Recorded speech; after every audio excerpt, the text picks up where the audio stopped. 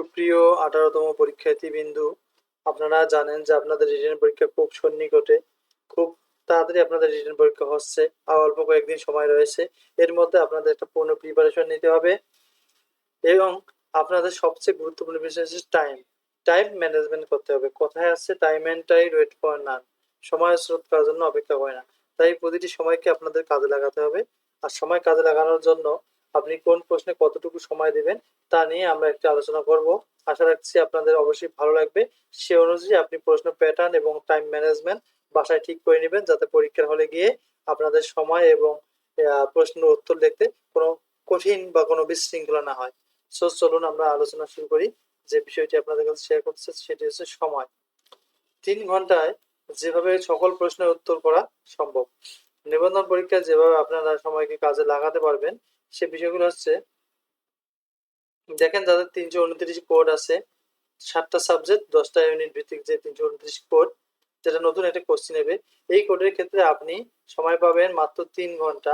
আমরা জানি যে আমরা নিবন্ধন যে কোনো রিটেন পরীক্ষায় যে সাবজেক্টের হোক আমরা সময় পাবো 3 ঘন্টা। 3 ঘন্টা বলতে এখানে বোঝাচ্ছে 180 মিনিট। আর এই 180 মিনিটের মধ্যে আপনাকে লিখতে হবে 10টি প্রশ্ন, এই 329 কোড যাদের। তাহলে প্রতিটি প্রশ্নের উত্তর লিখতে সময় পাবেন আপনি 18। এই 10টা প্রশ্ন আপনাকে লিখতে হবে এখানে। 10টা প্রশ্ন তো প্রতিটি 10 মার্ক, টোটাল হচ্ছে 100 মার্ক। আর সময় পাবেন আপনি 180 মিনিট। আর একটি প্রশ্ন আমরা যদি ভাগ করি তাহলে সময় পাবেন আপনি মাত্র 18 মিনিট।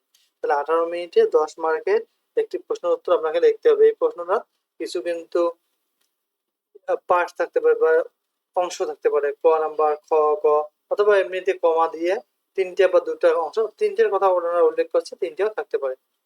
তাহলে বুঝতেছেন আপনি একটি রচনামূলক প্রশ্ন বা একটি সৃজনশীল প্রশ্ন আপনি সময় পাবেন মাত্র 18 মিনিট। এই 18 মিনিটের মধ্যে আপনার একটা প্রশ্ন লিখতে হবে। তাহলে 18 × 10 = 180। 18 মিনিটের চেয়েও কম সময়ের মধ্যে আপনাকে একটি প্রশ্ন লেখা শেষ করতে হবে, কারণ 10 মিনিট প্রশ্ন পড়া ও অন্যান্য ক্ষেত্রে সময় নষ্ট হবে। তাহলে আপনার সময় হলো 177 মিনিট, বলতে 17 মিনিট। এই 17 মিনিট পাবেন একটি প্রশ্ন লেখার সময়। 18 মিনিট পাবেন না, কারণ 10 মিনিট আপনার যে কোনো কাজে চলে যাবে। তাহলে আপনি 17 মিনিটে একটি প্রশ্ন লেখার প্র্যাকটিস করুন, দেখবেন যে আপনার পরীক্ষা অনেক ভালো হবে। এবং লেখা মেনটেন করলে আপনি 100 মার্কের অ্যান্সার দিতে পারবেন, otherwise it is quite impossible.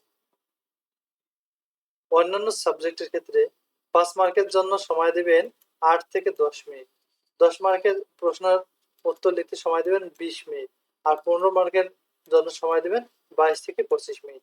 এভাবে আপনারা যদি টাইম ম্যানেজমেন্ট বাড়াতে করতে পারেন এবং সময়টা যদি কাজে লাগাতে পারেন, যদি সময় মেনটেন করতে পারেন, তাহলে 100 মার্কের অ্যান্সার করতে পারবেন। তাছাড়া কিন্তু 100 মার্কের অ্যান্সার করাটা আসলে অসম্ভব বলে মনে হয়। অনেকজনে 80, 60, 70 এরকম মার্কের অ্যান্সার দেয়। কেন? কারণ তারা সময় ম্যানেজমেন্ট করতে পারে।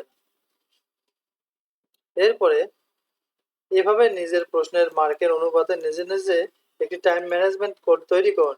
কেউ আপনাকে টাইম ম্যানেজমেন্ট তৈরি করে দেবে না, আপনাকে তৈরি করতে হবে। আপনার সাবজেক্টে কয়টি প্রশ্ন লিখতে হবে, কতটুকু সময় দিতে হবে, এই অনুযায়ী কিন্তু আপনাকে একটা ম্যানেজমেন্ট করতে হবে। তাহলে আপনি সময় অনুযায়ী একটু 100 মার্কের অ্যান্সার করতে পারবেন। তাছাড়া কিন্তু এটা করা সম্ভব না। যাতে 3 ঘন্টা বা 180 মিনিটের মধ্যে আপনি সকল প্রশ্নের উত্তর দিতে পারেন। তো এভাবে আপনারা লেখার চেষ্টা করুন, নিজের নিজের সময় মেনটেন করুন। দেখবেন যে সময় মেনটেন হলে 100 মার্কের অ্যান্সার আপনি সহজেই করতে পারবেন। So thank you for watching this video. যদি এরকমের তথ্য ভালো লাগে আপনাদের, অবশ্যই সাবস্ক্রাইব করবেন, আমাকে উৎসাহ দিবেন, যাতে আমি আরো গুরুত্বপূর্ণ কন্টেন্ট তৈরি করতে পারি আপনাদের জন্য। সামনে আমরা ভাইভা এবং 19তম শিক্ষক নিবন্ধন পরীক্ষার কিছু গুরুত্বপূর্ণ মডেল টেস্ট এই চ্যানেলে প্রকাশ করব। আশা রাখি আপনারা অবশ্যই সেখানে দেখবেন, আর যারা নতুন আছেন তারা অবশ্যই সাবস্ক্রাইব করবেন। Thank you for watching this video. See you another video.